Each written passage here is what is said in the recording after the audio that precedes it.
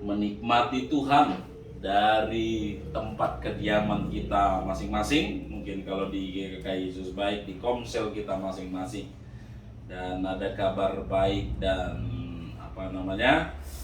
ada sukacita tersendiri bagi beberapa orang. Jadi yang sering telat-telat nggak telat lagi karena di rumah sendiri gitu ya.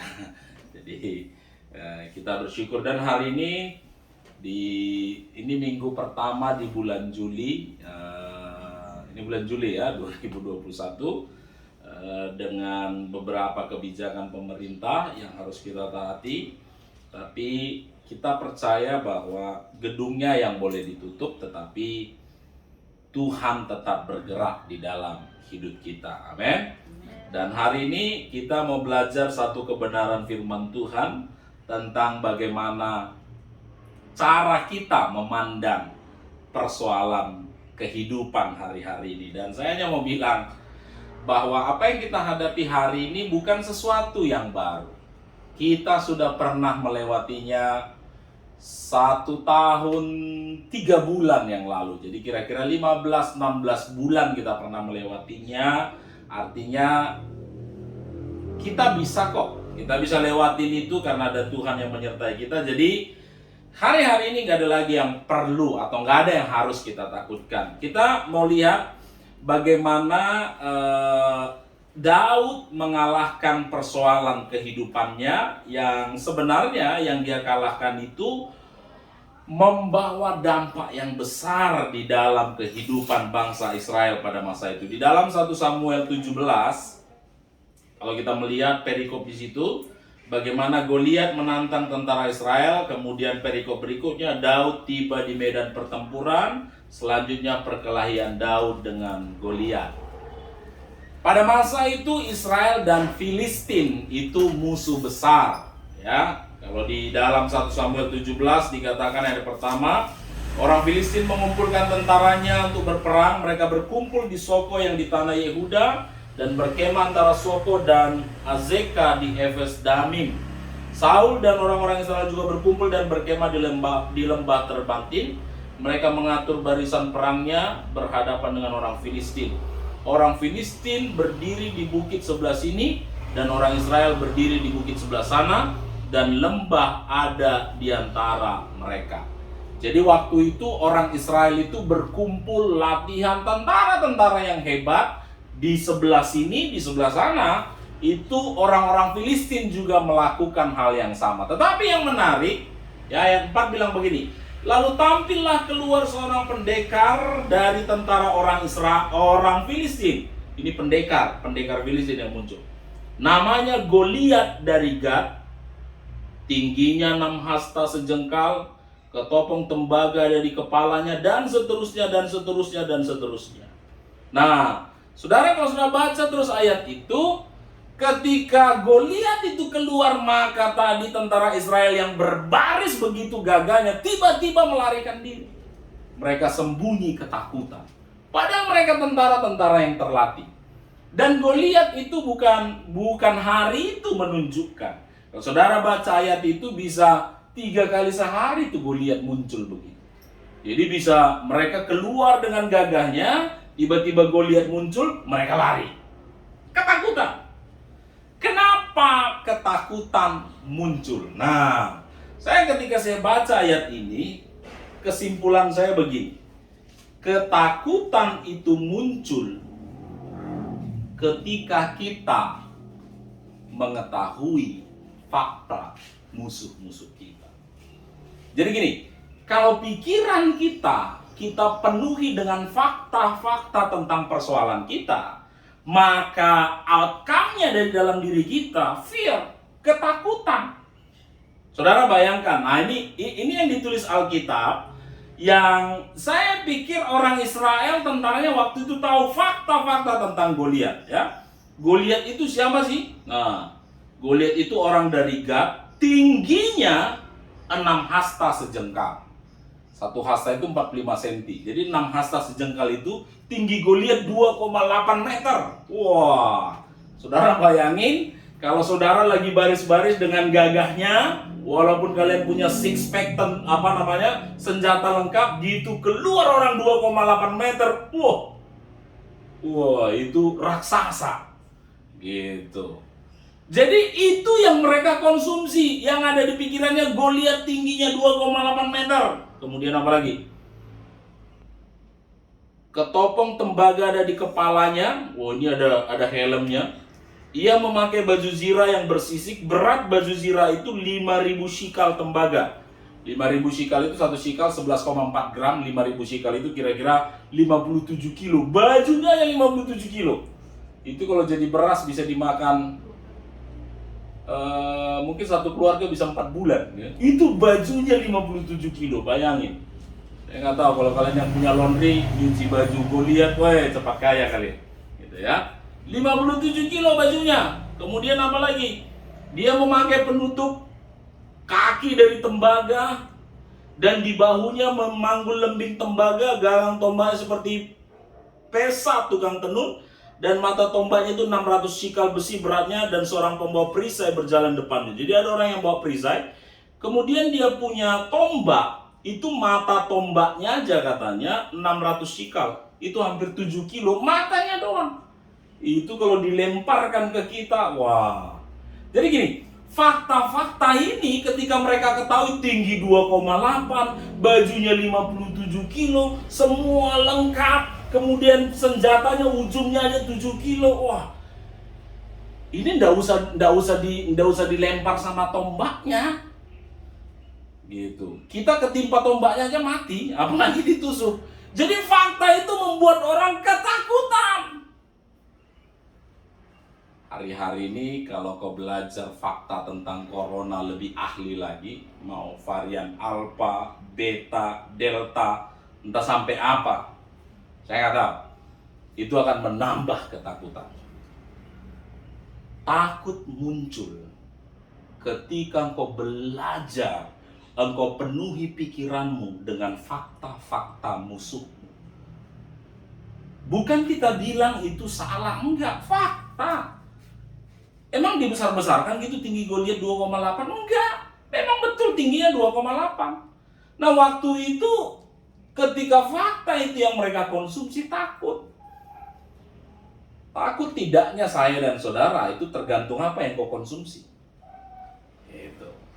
Jadi poin saya yang pertama adalah, setiap kali kau konsumsi persoalan itu begini.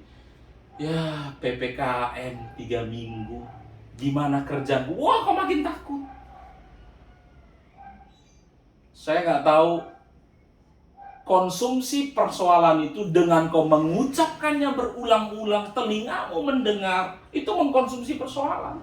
Itu yang akan membuat kau takut, dan tambah takut. Dan orang takut nggak bisa berbuat apa-apa. Orang takut itu tubuhnya seperti lumpuh, nggak tahu lagi mau ngapa-ngapain. Gitu. Jadi poin saya yang pertama adalah kurangi konsumsi persoalan. Gitu. Karena setiap kali fakta-fakta tentang persoalanmu yang kau konsumsi, maka yang muncul keluar adalah apa? Ketakutan.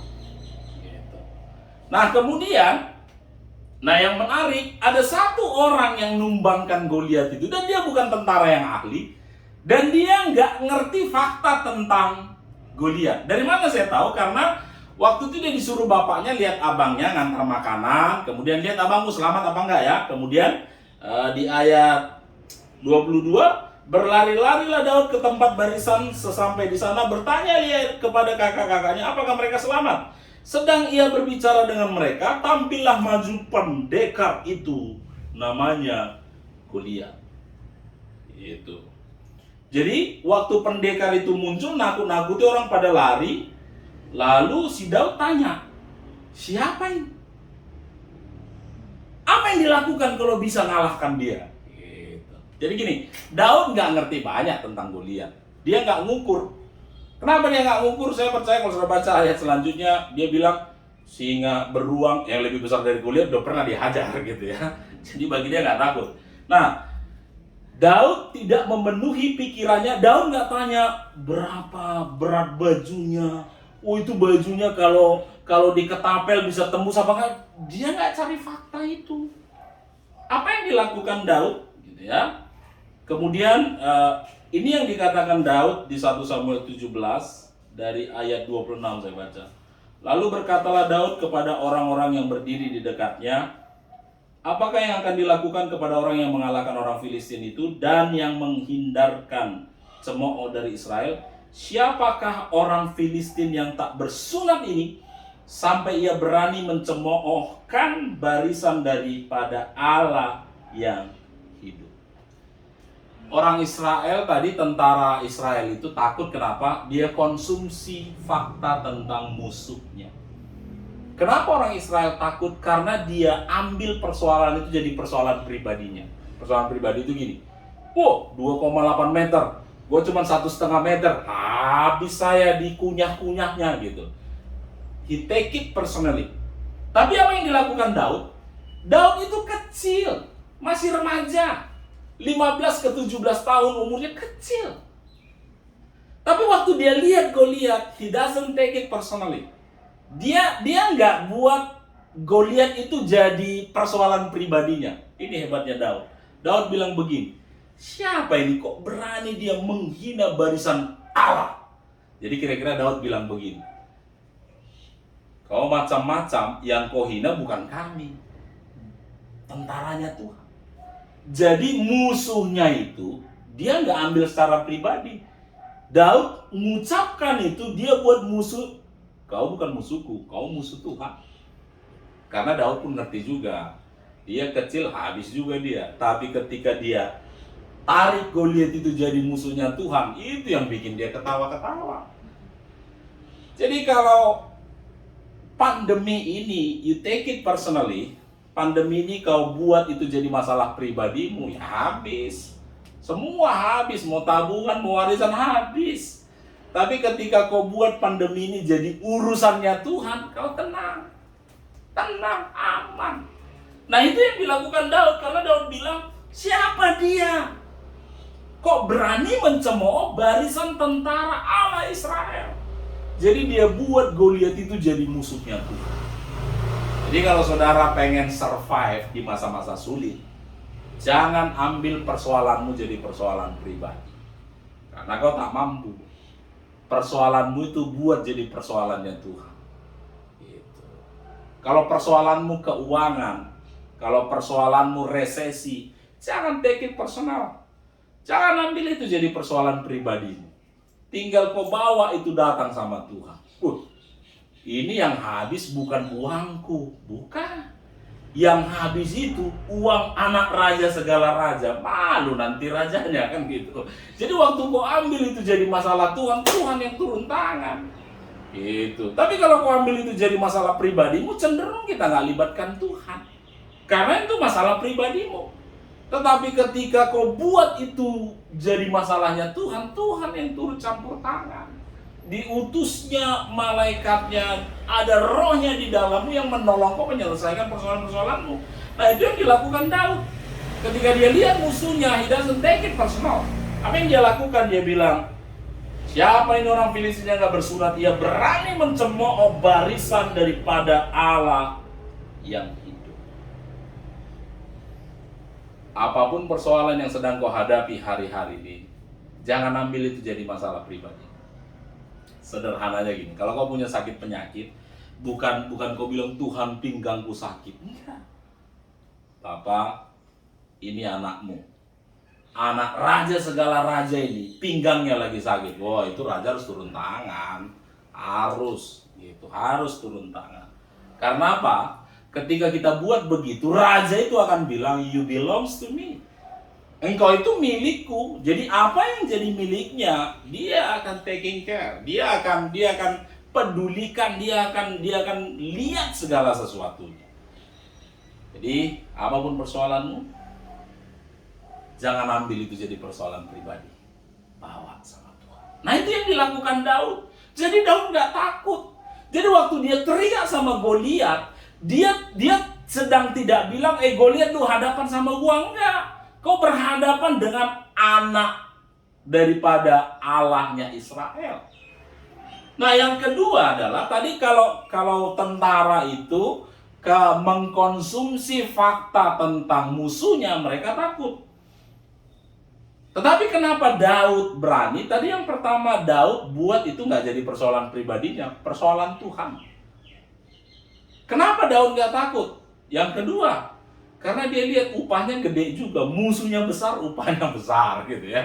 Karena dia tanya, ini kalau ada yang numbangkan dia dapat apa ya? Orang bilang separuh kekayaan raja, dijadikan menantu raja, nggak perlu bayar pajak. Dia bilang, wah keren ini, gue tumbangin sekali, selesai masalahku seumur hidup. Bukan cuma masalahku, masalah seluruh garis keturunannya Daud itu selesai. Karena separuh harta raja. Jadi saya hanya mau bilang begini, jangan takut dengan masalah besar, karena di balik persoalan yang besar ada mukjizat yang besar. Ada orang yang sukanya mukjizat besar, tapi persoalannya kecil-kecil nggak bisa. Gitu. Jadi Daud kenapa berani tadi? Dia nggak ambil persoalan Goliat itu jadi masalahnya. Dia bilang ini masalahnya Tuhan. Yang kedua dia lihat upahnya gede. Yang ketiga, Daud memenuhi hidupnya dengan fakta-fakta tentang Tuhan. Karena kalau fakta tentang dirinya, saudara perhatikan ya, ini fakta tentang Daud. Ayat 31, terdengarlah kepada orang perkataan yang diucapkan Daud, lalu diberitahukan kepada Saul, dan Saul menyuruh memanggil dia. Berkatalah Daud kepada Saul, janganlah seseorang menjadi tawar hati karena dia, maksudnya karena Goliat. Hambamu ini akan pergi melawan orang Filistin itu. Tetapi Saul berkata kepada Daud, tidak mungkin engkau dapat menghadapi orang Filistin itu untuk melawan dia. Daud bilang begini, kalian jangan takut, jangan tawar hati. Kalau kalian tawar hati, biar aku yang hajar dia. Saul lihat fakta tentang Daud. Kemudian Saul bilang apa? Tidak mungkin. Coba kalian lihat orang di sebelah ini. Bilang sama dia, tidak mungkin. Kalian yang di rumah bilang sama sebelah, gak mungkin. Gak mungkin. Saul gitu, dia lihat Daud, dia bilang, gak mungkin. Karena dia tahu fakta Daud ini siapa. Ini gak pernah perang, gak tahu strategi perang, gak tahu megang pedang, badannya kecil, masih remaja lagi. Gak mungkin. Itu fakta tentang Daud.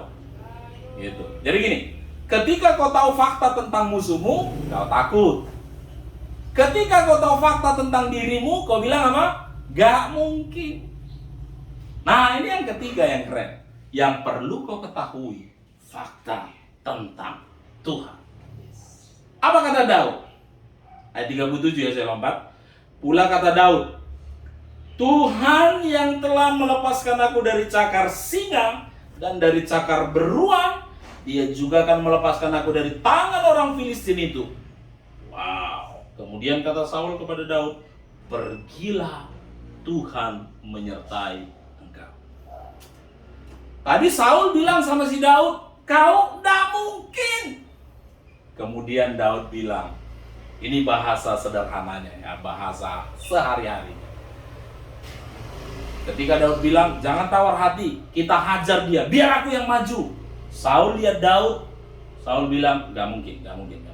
Kemudian Daud bilang, oke, betul, kalau aku gak mungkin. Tapi perlu kau tahu Raja, waktu aku menggembalakan kambing domba, aku ketemu, dia jelasin singa hitam, singa putih, singa berjenggot, singa ompong, semua dia ceritain. Ada beruang besar, beruang madu, semua beruang dia ceritain. Dan Daud bilang, ku hajar, ku cabik-cabik. Tuhan ya, jadi Daud bilang begini, bukan aku ya, tapi Daud bilang, Tuhan yang telah melepaskan aku dari cakar singa dan dari cakar beruang. Jadi Daud bilang, Tuhan lepasin aku dari cakar singa sama cakar beruang. Kemudian ketika Daud tahu fakta tentang Tuhan yang menolong, ketika Saul tahu fakta tentang Tuhan yang pernah menolong Daud, Saul mikirnya begini, iya ya, singa sama beruang punya gigi, punya cakar. Dia bayangin Goliat gak punya cakar, Goliat gak punya gigi. Yang punya cakar 4 sama gigi taring banyak aja bisa habis dia buat, apalagi cuma Goliat. Nah, ketika Saul memahami fakta tentang Tuhan, akhirnya Saul release the blessing. Ini yang dibilang Saul kepada Daud. Pergilah, Tuhan menyertai engkau.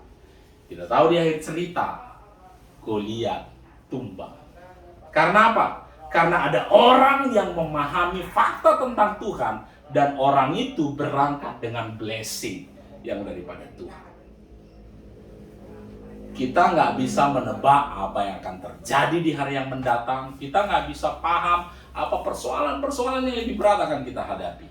Tapi saya hanya mau pesan sama saudara. Tuhan yang pernah melepaskan kita dari persoalan demi persoalan masa lalu, Tuhan yang sama juga akan menolong saudara melewati persoalanmu hari ini dan hari-hari yang akan datang.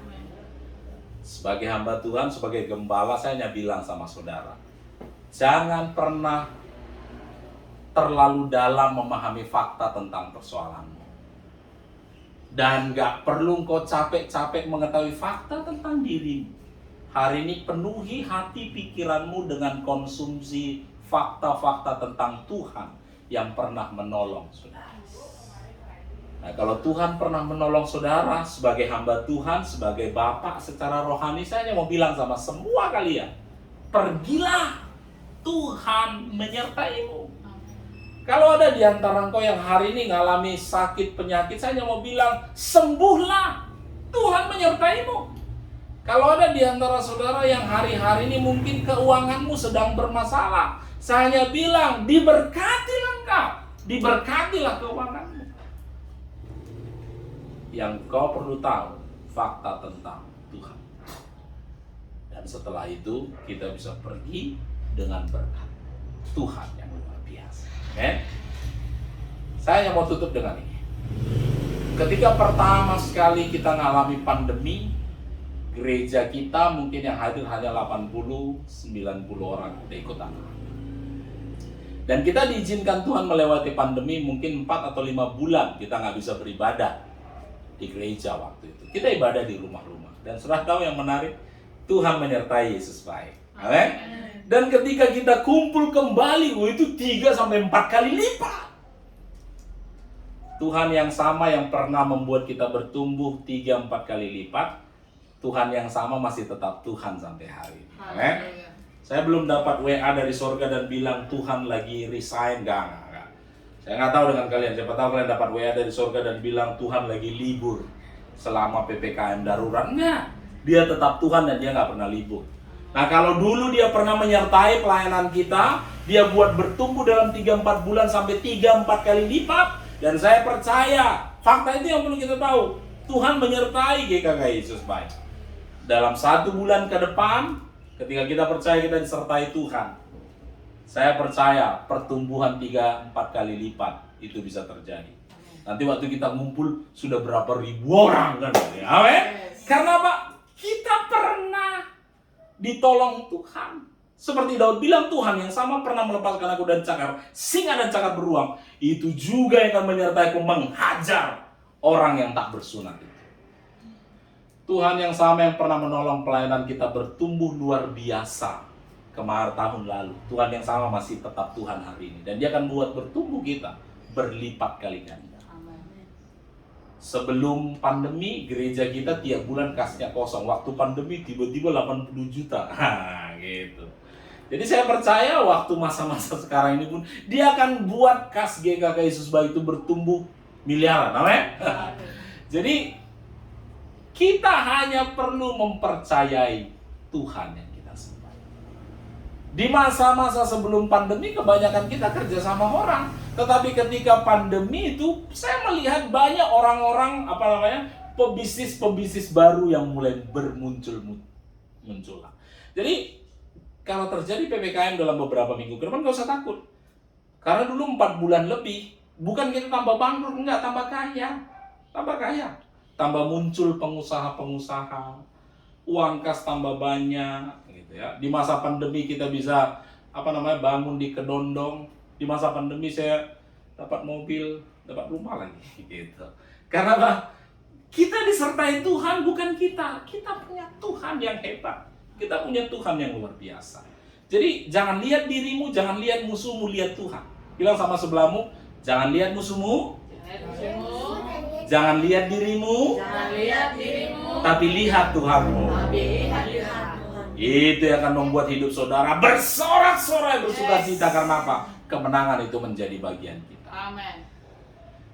Saya tutup dengan apa yang Tuhan sampaikan beberapa bulan yang lalu dalam kitab Ulangan 1 ayat 11 itu. Dan itu yang jadi destiny kita ke depan. Kita bermimpi 1000 jiwa, tapi mungkin saya salah dengar. Tuhan bilang, saya baca ya, Ulangan 1 ayat 11. Tuhan Allah nenek moyangmu kiranya menambahi kamu 1000 kali lagi dari jumlahmu sekarang dan memberkati kamu seperti yang dijanjikannya kepadamu. Amin. Jadi bukan 1000 kali lipat.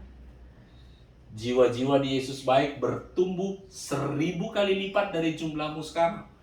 Keuanganmu bertumbuh 1000 kali lipat dari sekarang. Kesehatanmu bertumbuh 1000 kali lipat dari sekarang. Kepintaranmu bertumbuh 1000 kali lipat dari sekarang. Itu janji Tuhan bagi kita. Dan dengar baik-baik. Para ahli boleh mengungkapkan fakta apa saja. Tapi pada akhirnya yang akan terjadi bukan pendapat ahli, tapi pendapatnya Tuhan. Dalam satu khotbah yang pernah saya dengar, dia bilang begini, final say, pernyataan terakhir, itu Tuhan, bukan ahli. Mungkin orang lihat muka saudara, wah memang wajahmu ditakdirkan untuk jadi susah, itu kata orang. Tapi kalau kau dengar kata Tuhan, dia bilang, aku memberkatimu, aku menolong kau, aku menggendong kau. Itu fakta, itu final say yang daripada Tuhan. Jadi saya hanya mau bilang, gak usah takut, gak usah lihat musuhmu, gak usah lihat dirimu, tapi lihat Tuhan. Pada akhirnya ketika Daud tidak memahami tidak mau belajar fakta tentang musuh, dia gak mau detail, dan dia memahami siapa dirinya, tapi yang dia betul-betul percaya siapa Tuhannya, akhirnya apa? Goliat tumbang. Setelah Goliat tumbang, wah, upah yang dia dengar tadi dia dapatkan semua. Saya percaya begini, akhir daripada pandemi kita akan selebrasi. Amin. Akhir daripada pandemi kita akan melakukan perayaan yang luar biasa. Karena apa? Tuhan melakukan sangat banyak dalam hidup kita. Saya percaya, saudara yang di sini, saudara yang di rumah, di komsel masing-masing, semuanya engkau diberkati Tuhan. Amin. Tuhan memberkati. Kita berdoa.